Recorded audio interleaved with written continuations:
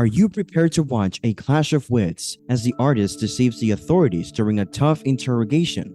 When accused of violence or robbery, DaBaby makes use of his legal knowledge and strategic redirection to contest the evidence and defend his innocence. But how is he able to do so? Stay tuned till the end to find out. In January of 2020, rapper Jonathan Kirk, also known as DaBaby, was involved in a nightclub incident in Miami. The incident occurred when the nightclub owner only paid Kirk $20,000 of the agreed-upon $30,000 for a performance. This problem with the payment quickly got worse, and Kirk and the person who owed the money got into a fight. Kirk and his team allegedly attacked the victim, resulting in physical abuse, robbery of personal belongings, and cash.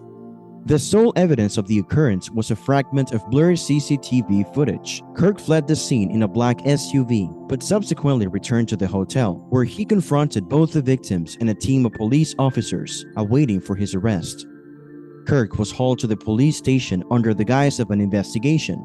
The inquiry, however, would be far from simple, as Kirk utilized his time in the interrogation room to make things tough for the cops. Kirk's aim from the start was to refuse to answer any inquiries, even about his own name. He was already aware of his Miranda rights, which included the right to remain silent.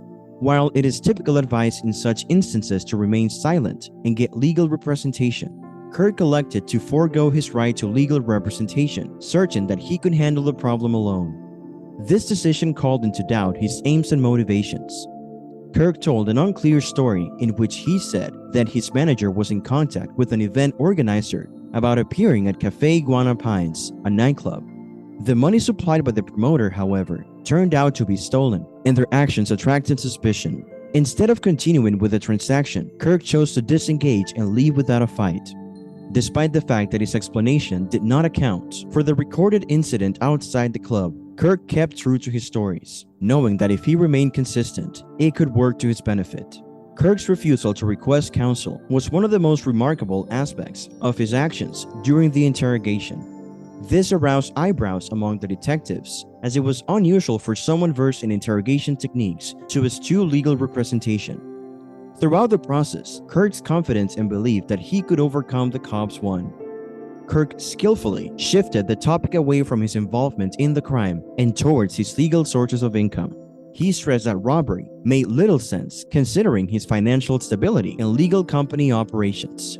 He emphasized that he frequently signed contracts for his commercial transactions, which gave a solid legal foundation for his activities. Despite Kirk's skilled handling of the issue, the investigators remained suspicious. The crime had occurred, and Kirk's vehicle was there at the scene, making it critical for them to extract the information needed to piece together his actions at the time. The police tried to persuade Kirk into confessing, since they lacked the unquestionable evidence needed for an easy conviction. Kirk, on the other hand, stayed steady, refusing to fail from his initial attitude.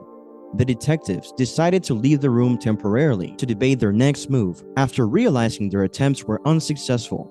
This caused Kirk to feel more anxious while alone in the room, which could have an impact on his behavior and decision-making. To the surprise of the detectives, Kirk merely closed his eyes and fell asleep, appearing unconcerned by the scenario. The investigators returned to the room after their deliberations, but this time to address the security of Kirk's possessions left in his hotel room. Kirk, as a major suspect, would be imprisoned while the investigation was ongoing. But Kirk strongly refused to let the agents take care of his things. Instead, he insisted that the hotel staff should take care of them. Kirk risked a 15-year prison sentence and a $10,000 fine, as well as possible charges for the battery incident. However, the case was hampered by a lack of evidence, notably the obstructed security footage.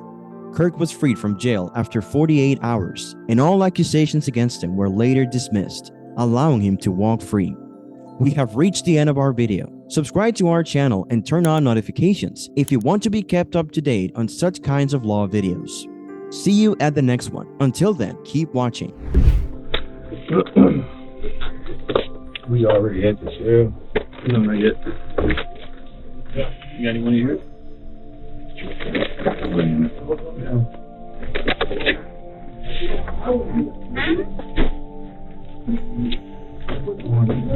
2, 3, 4, 5, 6, 7, 8, 9, 10, 11.